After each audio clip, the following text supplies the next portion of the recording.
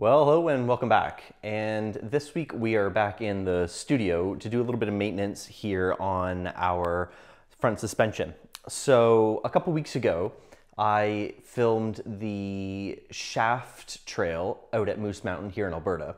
And I wasn't actually feeling super confident going into a lot of the sharp switchbacks, especially when there was like a crest over, say, a root or a rock into that berm.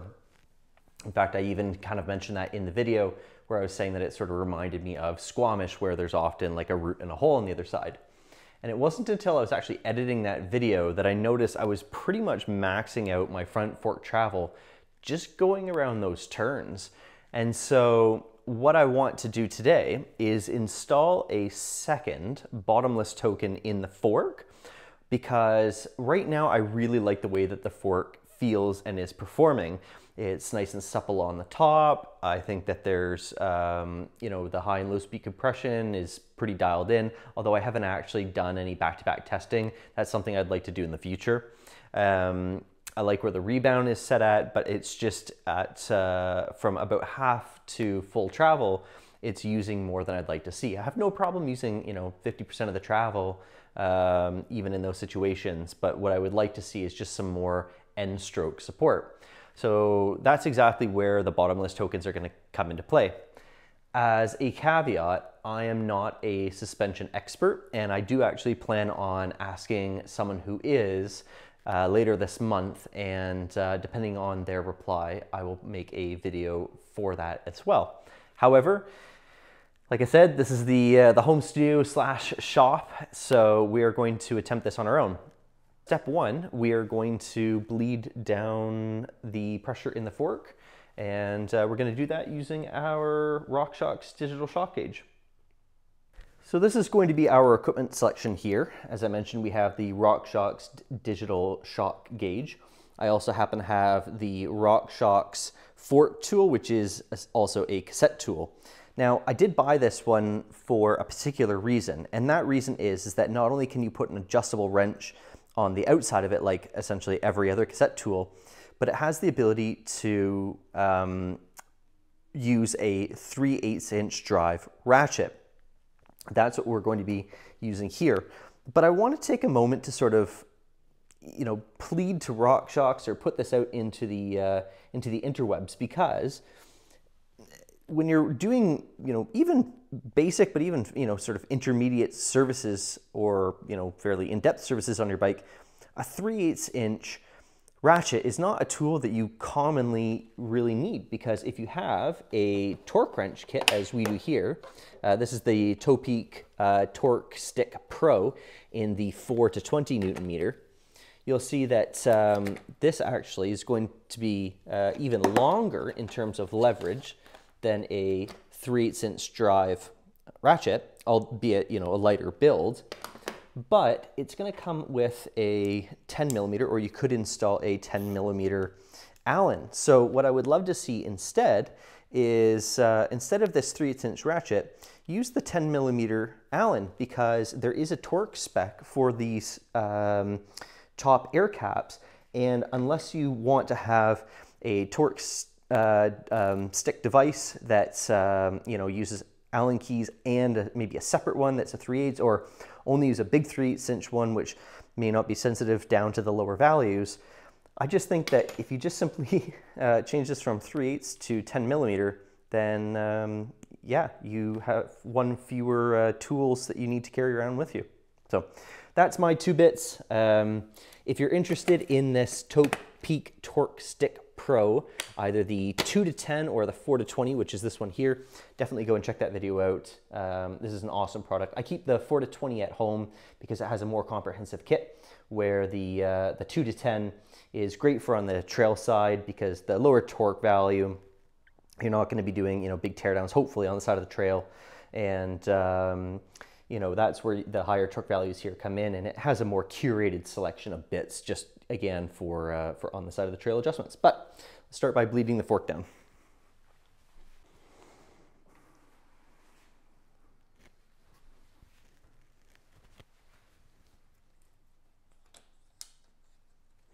Remove the air cap here and just set that off to the side.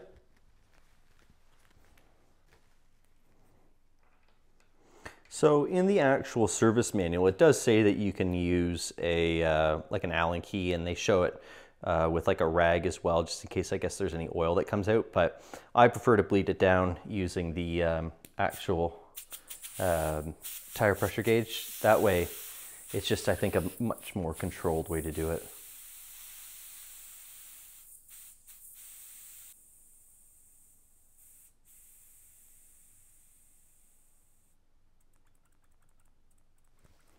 Cool.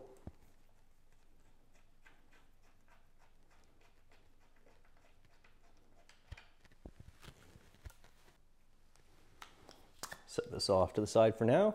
I'm going to grab our, again, this is the Shox branded one because it has this 3/8. I much prefer this solid connection over like an adjustable wrench clamping on the side.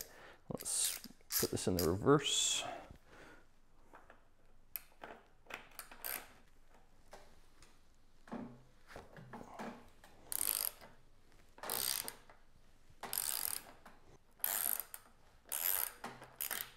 Almost.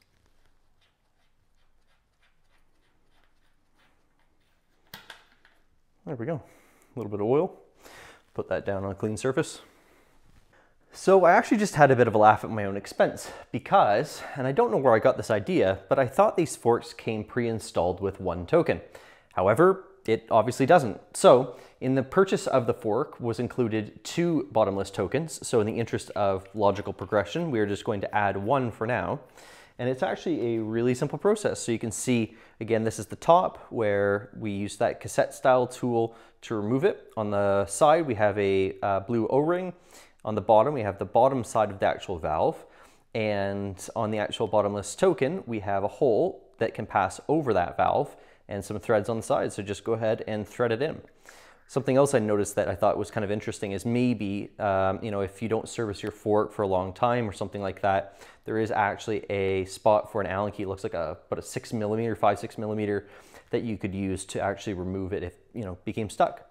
So if anything, being that there was no token in there, I'm actually kind of assuming, or I'm interpreting it that rather as a bit of a confirmation that I'm on the right track because I'm looking for more bottom out resistance, and I was at 0, so let's add a little bit more with the 1 token. So let's just reverse the process and go ahead and install it.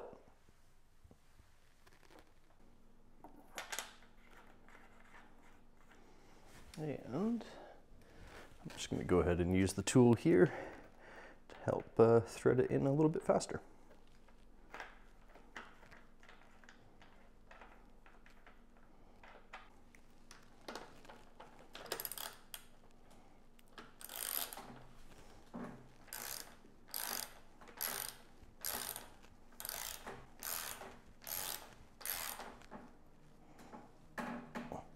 Now, according to the service manual, this is to be tightened to 28 Newton meters.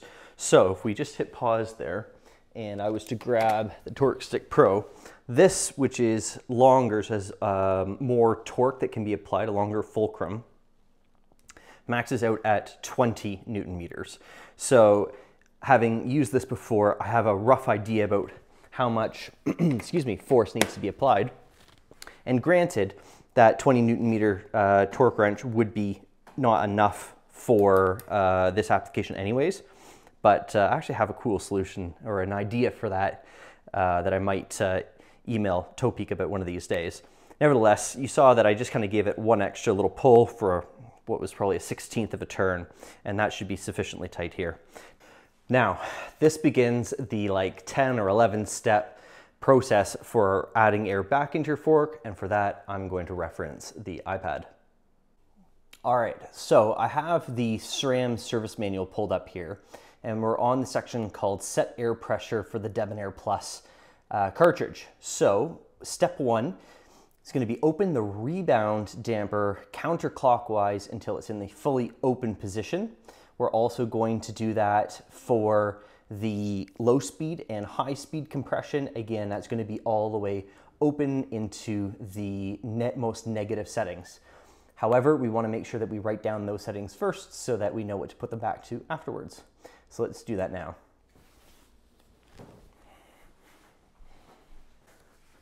All right, so let's count these clicks. 1, 2, 3, 4, 5, 6, 7, 8, 9, 10, 11, 11. So we are closed 11 for the rebound. Worth mentioning, on the SRAM website, you can also get sort of a preliminary setting, and it recommends for my body weight to have it closed 9. So it's a little slower than what SRAM recommends as the starting point, but I think that this works perfect for me in particular and the type of riding that I mostly do. Coming up top, we can have a look at our low speed compression, and that is in the middle. So if we go to the negatives, it's going to be 1, 2, 3, 4, 5, 6, 7 positions. So 7 for low speed compression. And for high speed compression, we are going to go again to the negatives, which is going to be 1. So we are only 1 for high speed compression. So the next step, it says to add air pressure, or that is to say 50% of the recommended air pressure. So according to the SRAM website, for me that is 73 psi, and half of that is going to be 36.5. So we'll just start adding that now.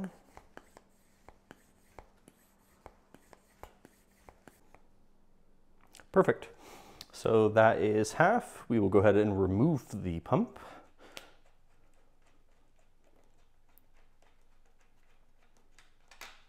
And set that off to the side. Now, the next step is we're going to remove the bike, compress the fork to 25% travel over a period of 3 seconds, and we're going to do that 5 times. So I'm not aware of any way that we can do that in the stand, so let's go ahead and do that now.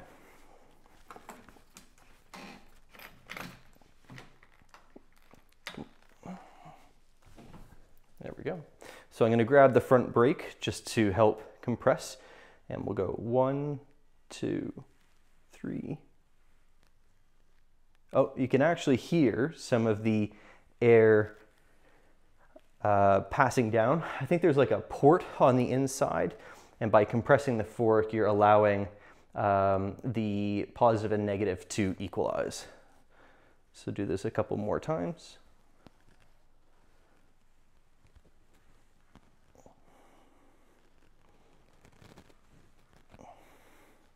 Then we'll reattach the pump and go to the remaining 100%.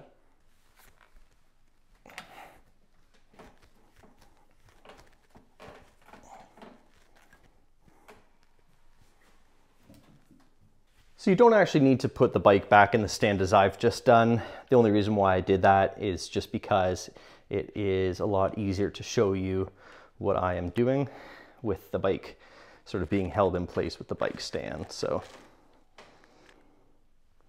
there we go. And we'll go ahead and set this all the way up at 73 psi.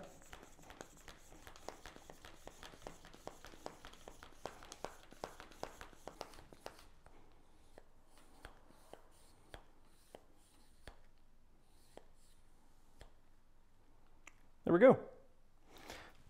Went a little higher, but that's okay. Half psi won't kill us here.